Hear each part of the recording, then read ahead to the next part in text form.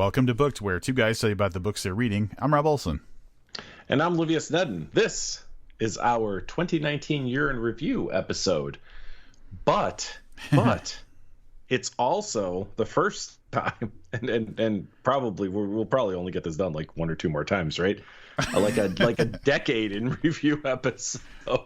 So it's a first for us. Well, and that's the weird thing, because we started in 2011. So realistically, we could have done another year before we did a full decade review, but 2020 is nice and clean, so we might as well just get it out of the way, is how I look at it. For sure. So, I mean, we're not going to, recap each year, but Rob, the statistician that he's become in the 8+ years that we're doing this podcast, went and sourced just a ton of information. We are going to talk about our best and worst books of every year, and then we're going to try to see if there's a clean-cut winner or loser, maybe, for all of it. I don't know if we'll get to that. That's a little tough. Looking at this information, it's a ton of words on a really pretty spreadsheet. So first thing I want to do is give Spreadsheet of the Year award to Rob.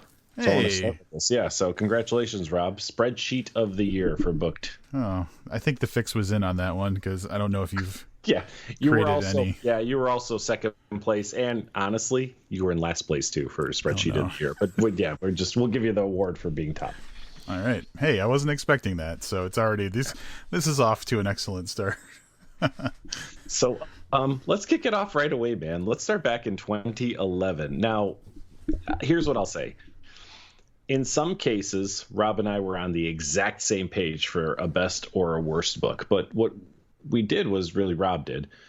Went back and got our top three and our bottom three, in large part based on our ratings. In some cases, there were some decisions to be made if there were books with similar ratings or whatever. But there was pretty clear cut for each one of us, I feel. And then we tried to see if between those two lists we could identify, kind of on a point system, what overall we thought the best book was. Am I explaining that in a way that makes sense, Rob? Does that? Yeah, and actually, a little peek behind the curtain that no one wants to look behind. For as much as possible, I went and I listened to our year in review episodes to hear what we said our top 1, 2, and 3 and bottom 1, 2, and 3 were. And then I filled in the gaps with star rating information if we didn't go through. Because some years, for some reason, we didn't give all three of our top or a bottom, or sometimes there's actually 2013 we didn't do a year in review at all, which was kind of surprising to me because we did for the previous 2 years and every year after. So, but yeah, that was kind of my method for this. Hey, keep that in mind though, because come May or whatever, when we have like a gap week, we could just do the 2013 year in review episode. It's the year in review episode you've been waiting for 7 years. Yeah, I know you're a little bit of a completionist, so I hate to think that you're losing sleep over not having done a 2013 year review episode. So you never know what 2020 will bring. Just be careful what you wish for, because now I'm going to go see what other things we failed to do. Good Lord. All right. Yeah. A new spreadsheet. Some years we'll have just one book. Some years we'll have two, maybe even talk about three, because we, kind of really came together on a result. And I mean, I guess I'll let Rob start. Well, I guess we'll just go sequential, and obviously we don't want to make it too boring. But looking at 2011, we did agree on more or less most of the stuff. I'll start with our least favorite books.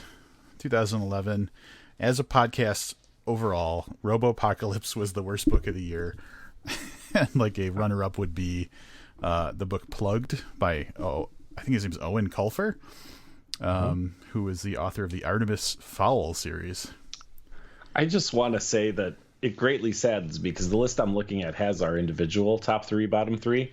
And I am just really sad that the second worst book we reviewed in our first year was the second book we reviewed. Like, we didn't have to go very far for you to find the worst book of the year, second worst book of the year in 2011. Yeah. Weirdly, the Owen Colfer guy that did Plugged, by the way, in researching the book itself, I discovered he has written subsequent novels using that same character. that we could have, if we knew about it, we could have done a follow-up to see if he got any better, but we didn't do that. Probably okay that we passed on that. I'm going to go with 2011 is the only year where we had a clear-cut top three. So we'll start with number 3, Warmed and Bound, our number 3 favorite book of 2011. That was a very influential book for us because it put us in touch with a lot of people and quite honestly shaped the first couple years of the podcast from an interview standpoint, probably from some of the books we reviewed that maybe we wouldn't have been aware of if it wasn't for Warmed and Bound. So not only did it come in third place, but it was really an important book for us in 2011. I agree. Number 2, Aaron Morgenstern, the Night Circus. We still talk about that book to this day. I think it comes up probably every 5th or 6th episode. So if you're a constant listener, you will have heard us praise Night Circus fairly often on this podcast. And the number 1 book of 2011, Strangeness in the Proportion by Josh Deitch, friend of this podcast. And another book that personally comes up for me pretty frequently. Like that book, I've seen things that remind me of that book in modern TV and movies. And I think about it an awful lot for a book I read 9 years ago. Fun fact about that book, in the copy that I own, obviously I had Josh sign it, and the inscription's hilarious. It says something like, thanks for all the help with the necrophilia research, victimless crime, and then his signature. So the only book that I ever got that had a toe tag in it. Yeah. Oh, man, love Josh. I can't wait for him to write more stuff. He's got some short stories coming out, I think, very soon. So let's move this along and talk a little bit about... Am I just going to do the worst lists, or are we going to flip this around? No. I will flip it around. I'll do the worst for 2012. 2012 had a clean-cut winner for worst. Now, here's what I want to say. In 2012, we reviewed 50 Shades of Grey. And it is not the worst book that we reviewed in 2012. So I want to let that simmer for a second right before I bring up. And because this doesn't have the authors on it, I'm going to lean on Rob a little bit. I know who one of the authors of this book is. It's James Patterson. The other author? Michael Ledwidge. Sorry, Michael. Zoo was the worst book that we reviewed. And then we were in full agreement on this. The worst book we reviewed in 2012. Oddly enough, probably one of the top 5 most listened to episodes in our podcast history, though. That's just bizarre. Like, I really don't understand that. And it's not because I think the book was bad. I don't know that book like hit the top of the bestseller list. Yeah. Wasn't a standalone James Patterson. Those always do very, very well. Like I can't quite explain why that's one of the most listened episodes. Yeah, I don't know. On a brighter note, 2012 gave us a ton of awesome books, and we agreed on the top 2 for the podcast. The second best book that we reviewed in 2012, S.G. Brown, one of our favorite authors, good friend of the podcast, wrote I Saw Zombies Eating Santa Claus, which I think is probably novella length. Obviously, Christmas-themed zombie book featuring the character from Breathers, right? Yes. Yeah. I'm going to make sure I got that right. Yeah, you did. And, I mean, it wasn't even... I knew that whatever year this book fell into, it was going to be the one that we voted the best one. Matthew McBride's Frank Sinatra in a Blender remains, for me, one of the most fun books that we've reviewed to this day. So, oh man, I remember seeing in that book where the bad guys are like leaving the scene of something that just happened, and they're like running to their car, but they both are carrying like Bloody Marys.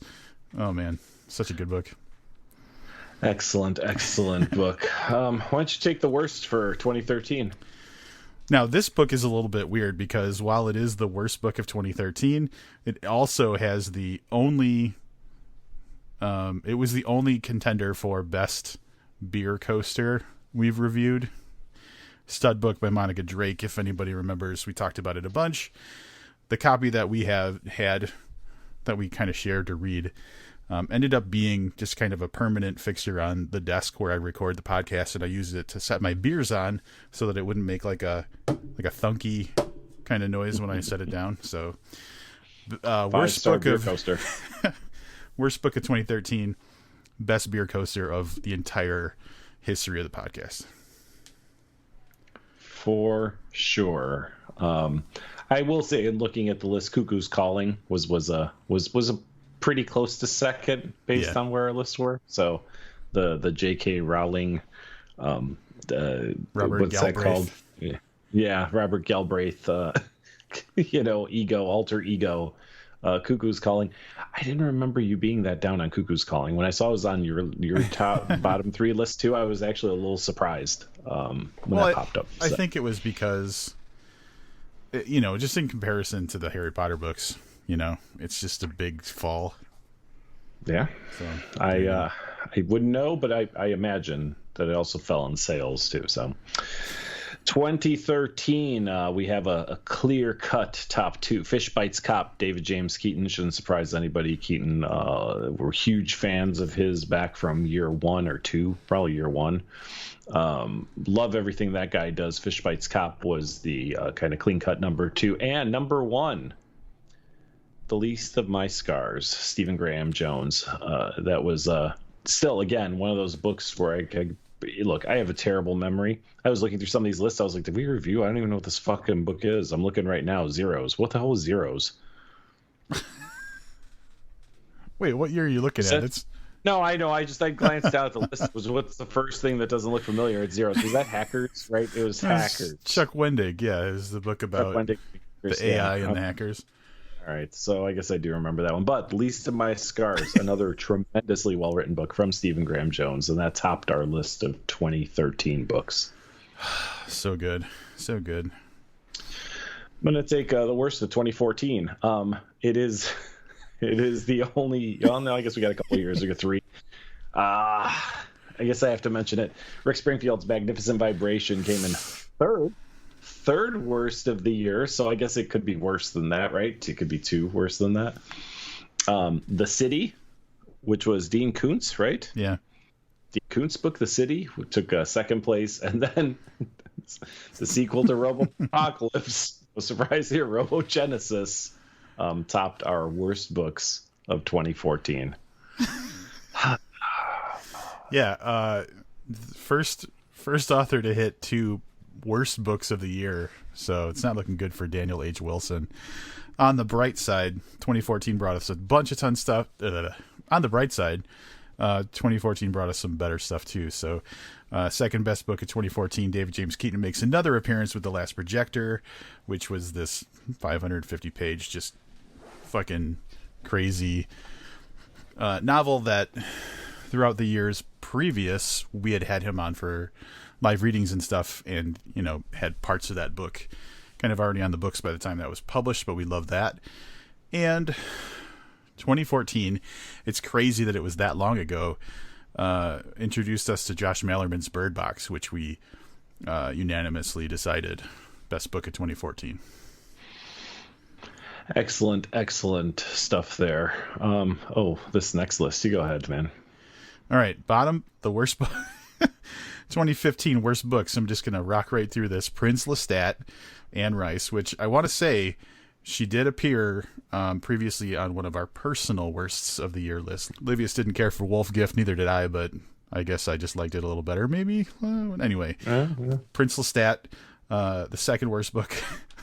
This is, all right, so this is how bad the first worst book is, because the second worst book is Backdooring the Brat, which was a erotica free book on Amazon, which was terrible.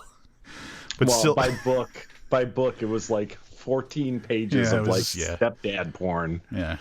Still better than Grey, the retelling of 50 Shades of Grey from the perspective of the dude, by E.L. James, right? E.L. James. E.L. James. Yep. There you go. Grey, worst book of the year. Wow. Now, does that mean hold on a second. So does that mean that Backdooring the Brat is worse than 50 Shades of Grey? I think it might. Sure. Yeah. All right. It's weirdly sandwiched in between Grey and 50 Shades of Grey. Probably in a way that it would enjoy. Top 2 for the year of 2015. Jeremy Robert Johnson, Skullcrack City. Tremendous book, and really, for what I had read of him up until that point, a little bit of a departure, but in a very, very good way. And then the top book, this should be no surprise to anybody who's familiar with 2015, A Head Full of Ghosts, Paul Tremblay. His book debuted in 2015 and was I don't know that there was a really close second for us that year. I don't feel there was. Yeah, I'll agree with that. That was his kind of stepping into the new style, because we did Swallowing a Donkey's Eye, and he had those kind of crime detective novels before that, but like Head Full of Ghosts was him like really stepping into this horror guy thing, and he has just flourished. Very excited about that. Yep. Moving on to 2016, the bottom 2. At number 2, We Eat Our Own. I actually remembered what this book was, but I had to look up the author's name, Kia Wilson. That was filmmaking in the jungle, cannibal. I read it, and I'm really not sure what cannibal it was about. Book with no cannibalism in it. Yeah, exactly. And then Zoo 2 by James Patterson and who? Michael Ledwidge. Michael. We almost left Wilson as the only one with 2 books on this list, but his team up with and then again, what possessed us to read Zoo 2? Was it because Zoo had like some of the most listens on the podcast? Is that why we decided to do that? Because I can't imagine that either one of us went willingly on this. Oh yeah, we were chasing hype, and it was one of those book shots, so it was probably like 30 pages or something like that. All right, so that's unfortunate. Zoo 3. Is there a Zoo 3? I don't think there is. I think they were like, man. But there is a Zoo TV show. There is, and we're going to watch all of that and review it for you here in 2020. I don't know if I'm on board for that. Not either. All right, move us along, my friend. 2016 is one of the years we were pretty split on what we appreciated, and I'm going to attribute that more to we had so much more good stuff that there was just more to appreciate or whatever. So we only have a top book for this year. Everybody who's listening is like, finally, fucking move this along. Mongrels, Stephen Graham Jones. So Stephen Graham Jones' second best book of the year. Mongrels was amazing, dude. I just remember that being such a cool story. Yeah, very cool. And again, a nice different look at something, a story we've heard or read, many, many times over. Just Jones coming up with a way to tell that in a super fresh perspective. Yep. Now, before we jump into 2017, I just want to say 2017 was a year where we didn't read very much books at all. And so less books to choose from. The ones that we thought were the worst probably weren't as bad as some of the other worsts that we've had. And, maybe we didn't have the strongest entries for, well, I'm not going to say anything negative because obviously we love the books that we think are the best. But you know what I'm saying? The pool was smaller, so it was more difficult to choose. So keep that in mind when we talk about what our best and worsts were, because the second worst book of 2017 was Dracula versus Hitler, which I actually remember being kind of fond of. Yeah, it wasn't a terrible book, but when we say we didn't have a lot of books to pick from, we read 18 books that year. Our next lowest year, we read 24 books, and then after that, it's all in the 30s and 40s even. So it was a very light year for us and a little difficult to call that list down. Yeah. But the worst book, 2017, we kind of agreed was Shadowbond by Steve Erickson, which, again, I don't really think it was a bad book. It was just the one that we rated the lowest. So if Steve Erickson happens to be listening, it's just, again, just how it shakes out. It's just numbers, man. Yeah. It's just numbers. You're only worst because of numbers. That's right. So 2017, interestingly, we had 2 books that we were able to agree on as the best books of the year. And one of them is In the River by Jeremy Robert Johnson of Skullcrack City, which was number 2 in 2015. And number 1 was Entropy and Bloom by Jeremy Robert Johnson. Here's what looking at this list makes. I already thought this, but here I'm going to say it now publicly out loud. Jeremy Robert Johnson needs to get the fuck back to work writing books. Yeah, I'll second that. Yeah. So the first time we had a sweep of the best books of the year, and it's JRJ. Nice job, sir. 2018. We had a pretty clear cut loser in 2018, and I'm not going to say that this wasn't the numbers, whatever. This was on gut impulse. I didn't even have to look at the numbers for this one. Adjustment Day by Chuck Palahniuk. Potentially the book that let me down the most since we've been doing the podcast. Well, we got another year to go. Well, yeah, I know, but the reason I say that is, like, I had super high expectations of a new Chuck Palahniuk book, and that one missed the mark by so much.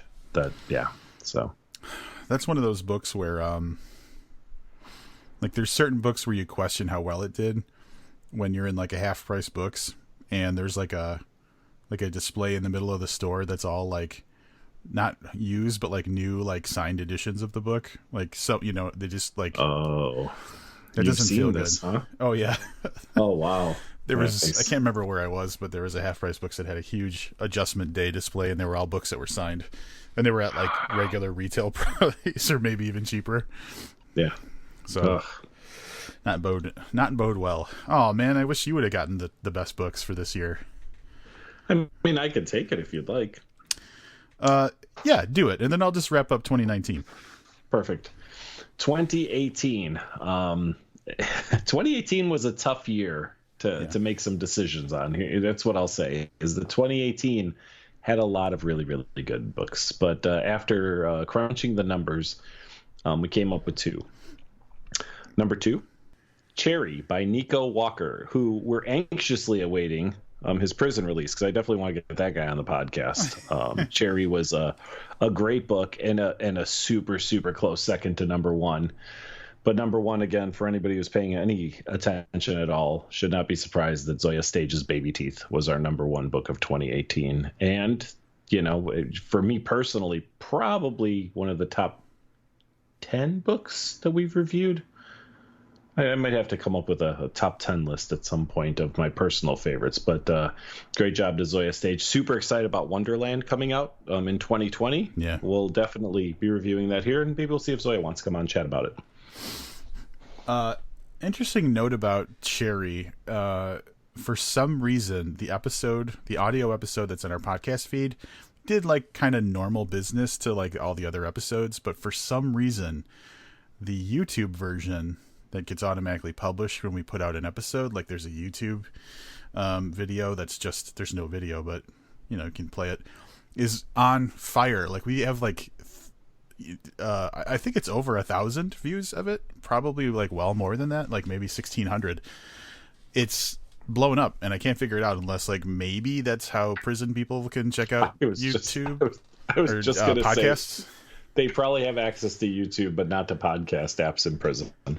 Yeah, so I guess it's a good thing we have those YouTube versions of the episodes. So we might be really popular. I hope that we didn't like shit talk prisoners. Now that I'm thinking about it, I doubt it. I'm not opposed to people in prison if they're listening to this podcast. So, all right, 2019, this year. So you haven't heard any of this before. You've probably heard some of those in previous episodes, but this is fresh information. And interestingly, me and Livius completely agreed with the bottom 3. So we have 3. The third worst book of the year, Pandora Room by Christopher Golden. Right? Also upsetting. Yeah. Well, and that was an interesting thing because we read... That was one of the times where we were reading the other nominees for an award.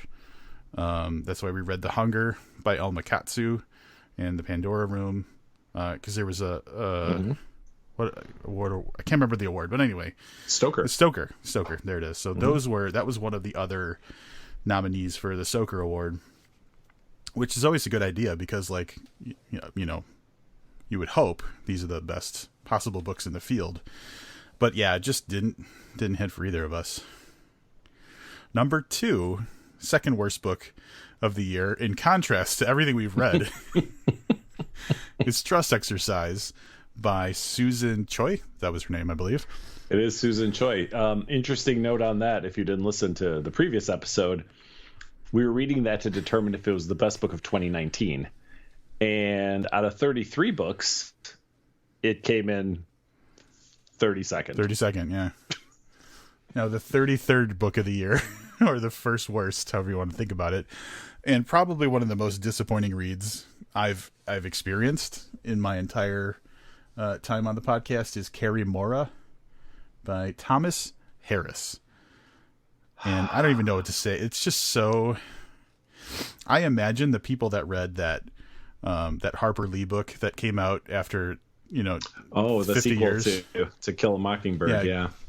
I imagine it's pretty much in that category of disappointment. It's, and that one, we talked a lot, and again, I have no facts, but I'm pretty sure that that's the publisher to blame on that. Right. So, sorry, Thomas Harris, but yeah, that one was a little rough, man. Look for another publisher, a better editor or something. Or just enjoy the fact that you've been one of the best authors that's ever existed and call it a day. You could do that too. That's another there are plenty of options for you, Mr. Harris. Or just don't take our advice because you don't care what we say. Pretty much. I get to do the top ones as well. This is very exciting. So we didn't have 3. We only agreed on 2. And I think this is because we did 33 books this year and there was so many good ones. We both kind of took stock and realized that we gave so many positive ratings to so many books that maybe we got to be more careful. Maybe we got to throw a little bit more of the trust exercise in there just to kind of balance things a little bit. So second best book of 2019, we agreed was Inspection by Josh Malerman. What a fucking just unique and interesting story that was. And the way that there was that kind of third act twist that just smacked you in the face, man, such a great book. Yep, for sure. And easily one of, my favorite books of the year. I hope so. And best book of 2019, I don't think anybody would be surprised by this. It's The Starless Sea by Erin Morgenstern. We've been waiting the entire history of the podcast almost for her second book to come out, and thankfully, I think it even steps up. I think it's better than Night Circus. Yeah. I mean, she tackled a pretty big topic. I mean, the topic of stories in a story, which is interesting Inception type stuff happening there. And yeah, I mean, when I look back at this list, I could start to sum up who some of my favorite authors are. You know what I mean? It's a weird thing to look back at all of these reviews. This is based on 279 books that we reviewed on the podcast in the decade. So we did keep a couple out of here. So notable mentions to favorites that we reviewed. So anything by Richard Lehman. The Raw Shark text was removed from the list for not being published in the decade, as was Apathy and Other Small Victories by Paul Nealon. I'm sure that some of those would have wound up on these lists. Maybe not the Richard Lehman stuff, but so we did exclude some books from this just because they weren't written in the time frame. Right. And the thing about there's almost negatives to doing a best or worst kind of list, because in my mind, I'm thinking about all the people that I think deserve attention that didn't make it on the list. We discovered Megan Abbott as we were, doing this podcast. Mm-hmm. And anytime she has a book come out, or anytime I see a book of hers in a bookstore and I don't have it, I buy it. I think she's fucking amazing. And that never would have happened without the podcast. So, I mean, looking at the list of the stuff we've reviewed, I think we could come up with a ton of just really rock solid names that didn't necessarily make it on the list, but are just amazing authors. Mark Z. Danielewski didn't come up on any of our top lists, but he's doing amazing stuff. For sure. It's tough too, because when I look at these books and we say, okay, these are the best books of the decade, I don't know that my number 3 book, on some year that was tough to pick, wouldn't have outranked my number 1 book in another year. So take it for what it's worth. We selected books from each year to feature. So it's not like a definitive ranking. I don't know. I want to do a definitive ranking. That'd be really tough. Well, it's also among the books that we reviewed And your point is very valid, because I loved reading The Warehouse this year, and I loved reading Wanderers by Chuck Wendig. I loved, so many of the books we read. Recursion by Blake Crouch was awesome. Yes, for sure. So if we did a top 10 list without the restriction of one each year, yeah, I think the list would look really different. For sure. I know I blurted out some of these stats, but do you want to run through some of this decade stat stuff?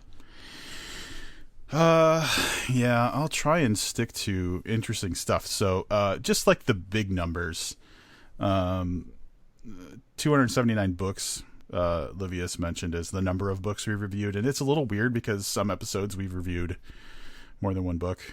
Like we had that, Nancy Drew Hardy Boys one. That was 2 books in one episode. So like it doesn't match up to how many reviews we've done, but 279 books have been reviewed by us, for a total of 83,544 pages. That was a lot of. We're gonna have 100,000 page celebration, like YouTube subscribe. When they get their hit a milestone. I think we're gonna have to do a special episode around the 100,000 page mark. Our favorite page from every year of the podcast. I don't even know what to think about that. Yeah. But yeah, so we've read a lot. But just to talk about like output of content that we created, I think this is interesting to think about too. Over the course of the 8.7 years or whatever we've been doing this, we've put out a total of, not including the episode you're listening to at this very moment, 472 episodes for a total duration of 475 hours 45 minutes. Which means we're hitting that 1 hour mark every fucking time. Yeah. Holy shit, man. Now, surprisingly, it's been about 4 years that we've been doing this because it feels like such a new thing. We've done actually a lot more spoiler talk than I really thought about. We've done spoiler talk for 51 books, which holy shit. This wasn't a typo, right? 51. Yeah. I'm not faking this. I am genuinely surprised, because if you would ask me, I'd say we're probably at like 25. Right. It doesn't seem like it's been something we've been doing very long, but we've been doing them since like 2015. Wow. Yeah. So more than half the time we've been doing the podcast. Anyway, 51 spoiler talks totaling 15 hours and 12 minutes of content, which is an average of about 18 minutes per spoiler talk. So that's insane. 51 books. So that means that the moment you Patreon, I'm going to go right into a little plug here. The moment you join up for Patreon, you've got over a half a day's spoiler talk to catch up on for that $1 you spent that first month. Yeah, we're going to have to talk about that $1 at the end of this episode too. But that's a total of, and I'm looking at a list here. I'm not doing math. It's 29,457 minutes. Which is 491 hours, which is 20 and a half days. It would take you 3 weeks of doing nothing but listening to this podcast, not sleeping, not taking a break, just in your ears to listen to all the content we put out. That is fucking stunning. I think the CIA is using that as a technique to get information out of people. Well, we have enough content up that somebody could use that fake voice thing. You remember that was going around a few months ago, how they could fake. Oh yeah. Oh yeah. Yeah. There's plenty of content. That's a good idea. Let's just we should do that. We don't have to do the podcast anymore. We'll just deep fake it or whatever. There you go. Deep fake. That's what it's called. Yep. I mean, I think Thomas Joyce just fucking gave up on listening to anything, because he was doing the challenge. He was listening. Oh yeah, and he was posting the things he listened to. Yeah, and I'm thinking that I hope nothing bad happened to him, but I hope we didn't drive him to like fucking insanity or anything. I haven't heard from him in a while. We're gonna have to do a safety check on him just to make sure that we didn't drive him insane with our podcast. That's hilarious. Anyway, I guess the point I'm trying to make is not that everybody should listen to all of them. That's all fun and jest or whatever. But the fact of the matter is, I didn't realize how much fucking time we spend on this goddamn podcast. So that's not my resignation letter. But holy fuck, man. because the thing to remember is we've spent 21 days talking, and that's edited, right? So on top of that, you could probably add on another 3 days at least, or 4 days of you and I getting ready for the podcast, talking after the podcast about podcast stuff. But then think about how many fucking books we've read. So we have dedicated a solid, 60, 70, 80 full days? Like, you know what I mean, to this. So when you think about it, most people work like an 8-hour-a-day job. So, if you think about it that way, we've put weeks and weeks and weeks of solid work into this podcast over the last 8 years, and I'm very proud of what we've done. But it's a little staggering to see it all collected in one place. Yeah. I got it in my head that I wanted to be able to like better understand what we've done, and I started building this like database of information in the last year or so, and it's not even like, it's going to get even more freaky. The next time we do a year in review, I'm going to be able to tell you how many times David James Keaton has been on the podcast and stuff, whether it's like a reading, an interview, a review. So like, I'm going to go even deeper down this rabbit hole.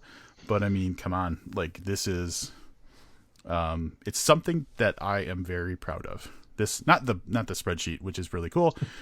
Our effort. Yeah, for sure. Yeah. I don't know how much there is to talk about 2019, if I'm being honest. We covered our top 3 books, but I mean, there's probably some memorable moments in there that we should mention. Anything come to mind? Well, if you want to talk about the content of the podcast, yeah. So we had a handful of interviews, and I think that one of the ones that I'm happiest with was when we had Richard Chismar on. He's the most recent interview we did, and the reason is we've always been aware of cemetery dance, and we've always had an idea of the importance of cemetery dance, but we've never for some reason interacted with them. And when he had his Gwendy's Magic Feather book come out, that's when we decided we were going to pull the trigger on it. And it's like, man, this guy is amazing, and he's humble, and he is very positive about, the industry that he works in, and specifically in horror. And why didn't we talk to this guy 6 or 7 years ago? It's a very good point. It's definitely one of the highlights of the year for me. And then again, anybody who's been listening should not be surprised by the next moment that I mentioned. We got Mark Z. Danielewski on the podcast, something that we had lightly talked about probably 4 or 5 years ago when we met him at the book signing. Mm-hmm. And then, we just decided to go for it this year, and he was gracious enough to join us. We had the first interview with him about the Little Blue Kite. Really insightful interview. If you didn't catch that one, I did that one and the Chismar one for sure. Go back and listen. They're both, not only will you get to hear us sit in stunned silence talking to people who are far more interesting than us, but there's a lot of good information to be gleaned about writing, publishing, storytelling, so much good stuff in those 2 interviews that if you want a primer to the world of producing written content, those are 2 interviews I would direct you to. Yeah, and my thoughts on the Danielewski one is, if you just want to hear what it's like for 2 people to try and like mentally keep pace with someone who is obviously like thinking on a different level, that's a good episode to listen to. Yeah, no kidding. No kidding at all. Yeah, excellent interviews. It was a good year for interviews. Didn't we kick it off with Les Edgerton talking about his memoir, Adrenaline Junkie? Yep. Oh my God, that's got a lot of crazy stuff in it. I didn't even think about that. We only did 6 interviews this year. Yeah, but they were very high quality interviews, and I'm not going to say that I couldn't look back to another year and be like, oh yeah, that year was a better year for interviews, but this year particularly stands out as super high quality content in the interview department for me. Yeah, and honestly, like after we got that Duchovny interview in August of 2018, it's like, well, what the hell are we going to do now? And I feel like I like there wasn't a decline in quality just because he was like, a bigger name than maybe the other people we got. We're still putting out excellent interviews. So that fear at the time of being like, well, we're never going to top Duchovny, totally went away. For sure, and we've got some things in the works for this year too. I mentioned earlier that I'm hoping that Zoya Stage will join us again, which was a wonderful interview from 2018. Yep, I'd love to talk to her again, but we're doing a little more reaching out of late than we have, and that's not to bring you guys better content. Quite honestly, it's to feed our own like needs and desires. So, oh yeah, it's selfish. But yeah, the byproduct of that is that we're hoping to bring you guys more great content, not just from book reviews, because we've got a ton lined up for 2019, but hopefully some other great interviews too. Did you just say lined up for 2019? I think you meant 2020. I probably meant 2020. Well, I think we should take a moment to talk about the absolute most significant moment to happen for the podcast in 2019, which was when I got new license plates for my car. Yeah, that is so fucking cool. I've shown that picture to like at least a dozen people. So not only did Rob buy this badass pimp mobile, that was this year, right? Did you get that this year? Was it 2018? It was the end of 2018. It was like 2018. November. Okay. But this year he crowned them with booked license plates. Crowned it with booked license plates, I guess. But badass pimp ride. So Rob, you have a Chrysler 300 something, right? The letter after it? Yeah. C. Yeah, C, with beautiful black, right? Gorgeous, sleek. I drive like a 4-cylinder, like small SUV, but now Rob's got these pimp plates too, just to further embarrass me in my ride. So I am so glad that you finally pulled the trigger on that. I mean, we had talked about it for a long time. So really excited to see that you pulled the trigger, and it looks wonderful on that car. It does. It's it's very good. And I don't want you to feel left out though, so I'm going to that little like website where you can see if license plates are available. I really think in 2020 you need to get the Livazon license plates because that's available. I was gonna guess that one's available. Yeah, but yeah, that's Livazon. Love it. Let's see, booked 2 also available. Well, booked 1 is probably available, right? Let's find out. Oh, you're going to put a 1 so that you're more important than me? Well, booked 1 is not available. What the fuck? That doesn't make any sense. It makes no sense whatsoever. So we'll see. We'll see if vanity plates are in my future. I don't know, man. So we both live in Illinois. They already increased the license plate registration by 50%. As of the first of this year. So I'm thinking the vanity plates are even more now. Oh, I just clicked off the website, or I could have told you. So yeah. Well, Livazon's in your future. You just got to get a Chrysler 300 like me and whip some plates on there. There you go. Yeah, overall, just a terrific year for the podcast. Tons of great content. And when I say that, like, I'm not trying to sell you, the listener, on the fact that it was great content. Like, I'm impressed with the content, which waxes and wanes, over the course of the year. Sometimes I get off an episode and I go, we probably didn't bring our all to that one. This year was a series of terrific episodes. We did another, this year 3 holiday episodes, so live Facebook episodes that you could join and watch that are forever preserved on Facebook. Just lots of fun stuff. So how about we want to talk about the biggest betrayal of the podcast history? We should, yes. So I did now what would be considered the second biggest betrayal, which was that time that me and Ryan, the former marketing intern, recorded ourselves driving to get some beer, and we put that up as an episode, which was just basically like random everyday chat about life, like what movies were out at the time and stuff. Livius let that one simmer, I think, for a couple years, and he didn't retaliate until this year when we had Dino Parenti, this is back in May, be the second host for a book review, and I did not appear on this episode at all, even for a second. You were given the option on that one. I would like to remind you. Because I refused to. Well, I guess I did. You know what? Remembering now, I did kind of plant the seed because you're like, we want to read the Mister, and I was like, you're going to read that with someone else. So I kind of did. No, because I remember asking if you wanted to come on and kind of play the, I didn't read the book, so I have questions, kind of role. Oh, Yeah. okay. Yeah. But then again, when you're slighted, you cannot respond in kind. You have to respond tenfold.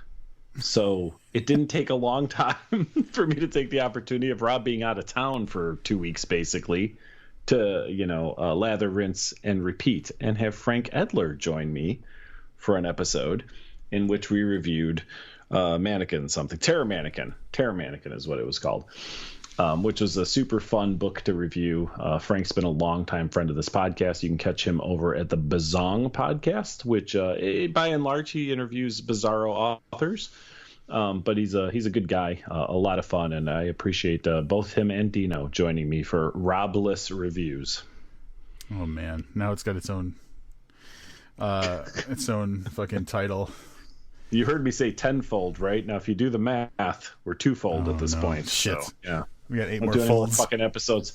Don't fucking do any more episodes without me. That's all I'm saying. Well, now I feel like I have to do another episode without you in response to the 2 that you've done without me. Yeah. Listen, the next time E.L. James has a book come out, I welcome you to do what I had to do an episode without you. Well, to quote myself in this back and forth we're going through here, an eye for an eye leaves the whole world really good at taking out eyes. There you go. You should put that on a coffee mug. It's on my Twitter. It's a tweet. I found it. Well, It was a good old tweet. I was scrolling through for some reason. And I was like, wait, that's actually really clever. So there you go. There you go. And it fits. So we're going to push past 2019. It was a great year for the podcast. 2020, as I mentioned, we already have, I think it's like a dozen books slated. We already know what our first review of the year is going to be, but I don't think we're telling you just yet. But it is another longtime friend of the podcast, and I guess I can hint a little, right, Rob? You can tease. This announcement came, so a lot of times we know months, and in some cases years in advance. This announcement was made very shortly before its potential release date, which is later this month. We found out about it just days ago. We have secured copies for ourselves, and we already have review number 1 for the year slated. But yeah, I think that puts us at 10 or 13 or something that we have scheduled for the year already. I'm looking at that list right now because I can pick up on cues. And for the 2020 year, we have 12 books on our list, not counting the one that Livius was just talking about. So yeah, a good dozen episodes. So if you think about it, if we go on what we read in 2019, that's 1/3 of the books that we could likely read in 2020 are already planned out. If you go by 2017, that's 2/3 of the books. Yeah, already better than 2/3. So we are going to be revamping our Patreon in 2020. So there will be some changes occurring. I'm sure you'll get some kind of notification or something. I don't understand how Patreon works. But yeah, we're going to redo how we handle Patreon. So we'll continue to bring you spoiler talk, and who knows, maybe some other stuff through Patreon. But we are going to shift rewards around. Some rewards, sadly, will be going away. Yeah. So weird kind of move for 2018. Instead of mugs, we just sent everybody a holiday shirt because that was honestly better than whatever mug we would have created. And then for 2019, those mugs are going to be going out very soon with kind of the final design for our mugs, our mug tier.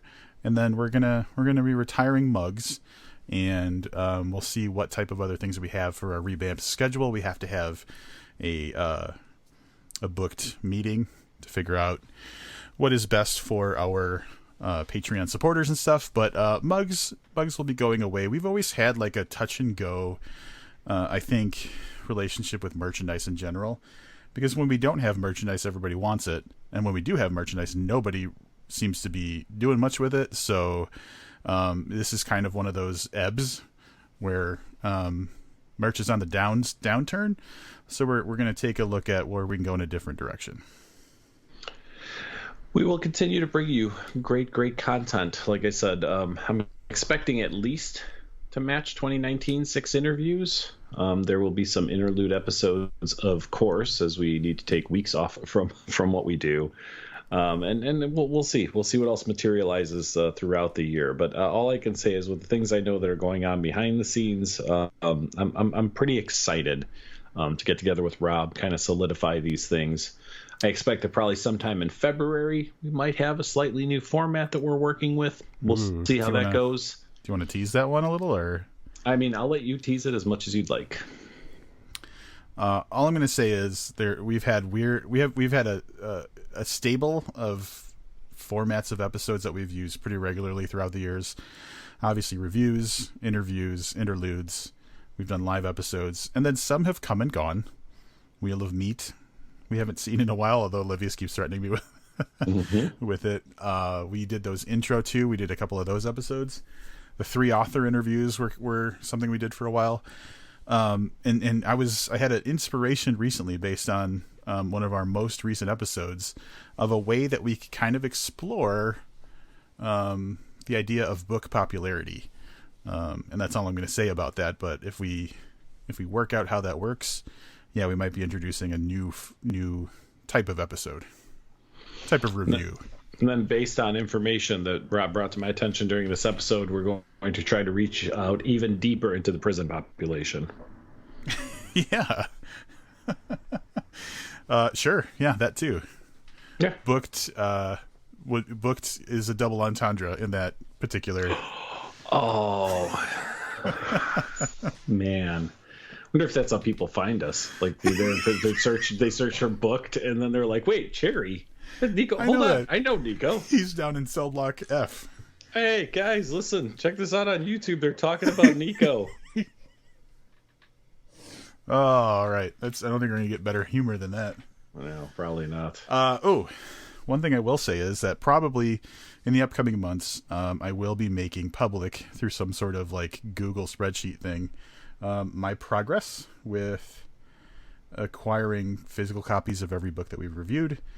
And just for an update for that, I am at a total of 173 of the, what did we say, 279, I guess, books. Mm-hmm. Yep. So I'm going to say it right here. If you have a copy of the stud book laying around and you've bought new beer coasters, and you're not using it anymore, please reach out to Rob, get his address, and send it to him.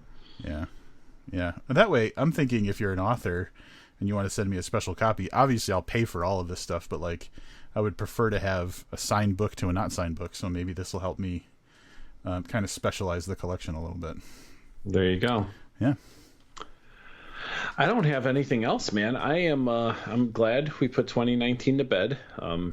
In especially in those couple months leading up to the end there, I think that we had some really great content. I am super excited to get into the first book of 2020. Yeah, we have weird milestones coming up too. Like obviously we'll be at our 9th year. We're almost at 500 episodes, so we'll probably do something special for that. Like Livia said, 100,000 pages.